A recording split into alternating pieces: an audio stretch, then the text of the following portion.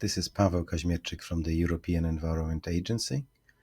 And with this short video, I would like to show you how to use the data visualization tool which the EEA has developed and which we are sharing with the colleagues at the European Commission.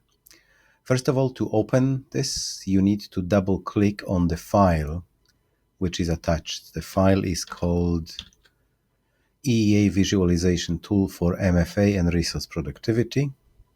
When you double click on it, it's supposed to open in Google Chrome. Make sure that it opens in Google Chrome.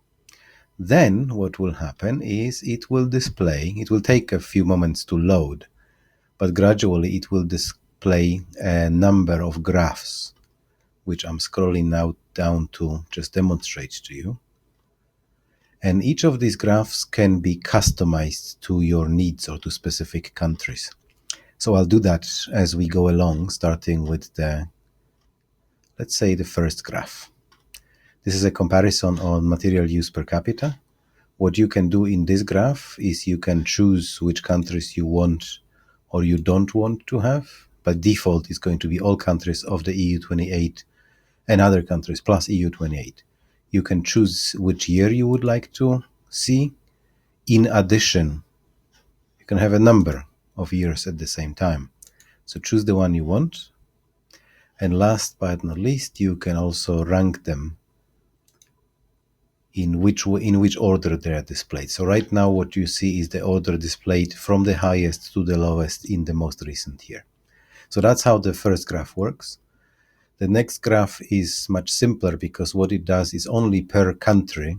It displays trends in domestic material consumption. You basically choose which country you want, click on that country, and the graph updates. So this one is very straightforward.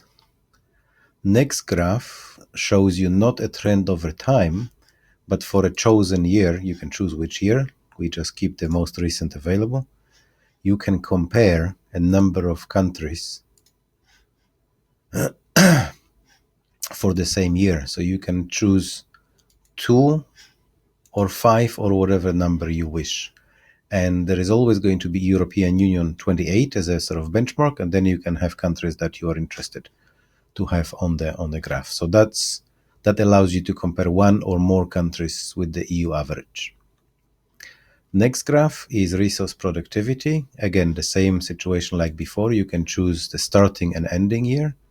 For instance, we'll now take 2002 and 2014 and choose how to order them. They will be now ordered from the highest to the lowest. As you can see, Switzerland here is not really listed because data for 2014 is not available. But if we took data, for example, for 2012, then Switzerland would have had much higher position.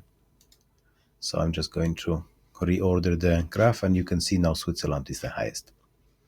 The next graph is a similar situation as before. You basically choose the country that you wish to have on the screen, and it will display a number of parameters. You can also, we don't have it by default, but you can also display population if this is needed. Next graph is primary consumption of energy by sector. Similar situation as we had before. You basically activate a number of countries that you're interested in, and then it will allow you to compare how they are in comparison with one another. You can also change which baseline year you are using, right? So you can change it from 2013 to now 2004. The last two graphs, they are looking at treatment of municipal waste by method. Again, you choose which country you want. Depending on the country, the time series will change, so you will notice that the way the graph displays is quite different.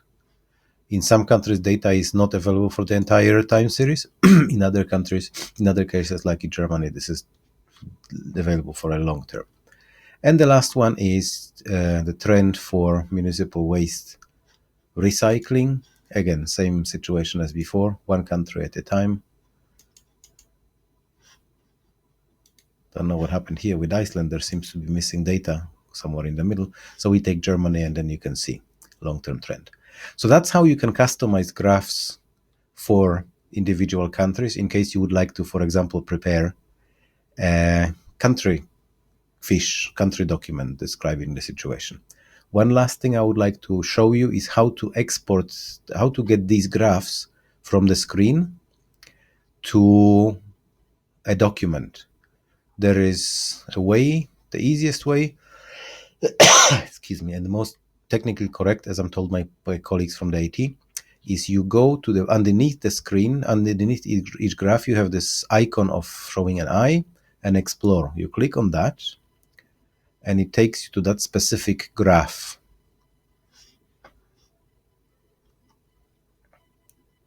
Now that graph is displayed the way in a neat way, cleanly and stuff, you can now choose which specific country you wanted.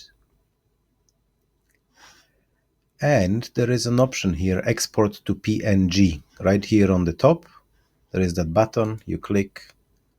When you click it, it just saves the exported document with its title. You can now open it in a photo editor. So that's how you do it. That's one option. You basically, I'll show you an example of another graph. Going back to the original visualization, you go to through an option of, which is an icon underneath, on the bottom of the bar, which is symbolized by an eye, which is called Explore. You click on that Explore. This will open the graph in a different separate window. You can now do all the adjustments that you wish, for instance, 2014 reversed. And then you click Export to PNG, which is a sort of format which is for visual documents like photos. It's a bit similar to JPEG. For editorial processes, you can use SVG, which is much higher scale and for high quality publications. Yeah, so that's how you do that. I'll show you one other thing. If you want to go really quickly, it's not as elegant method to export graphs as before, but we find it that if you're in a hurry, this may be equally good, and it's a little faster. Is when your graphs display, as you can see, they are loading a little slowly. My internet today is not that fast.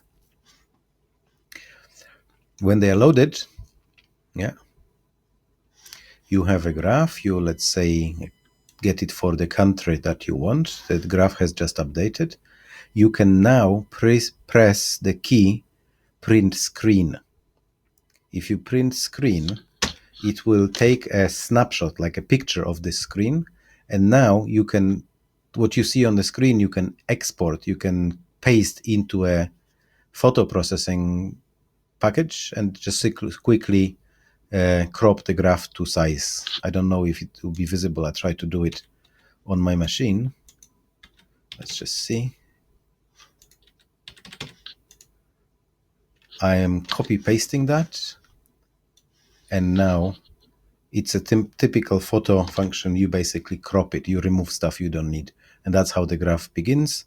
Then you can simply copy it and paste it into a Word document. I hope this has been useful, and we hope that this recording will clarify how to use the graph visualization tool, data visualization tool from the European Environment Agency. Thank you.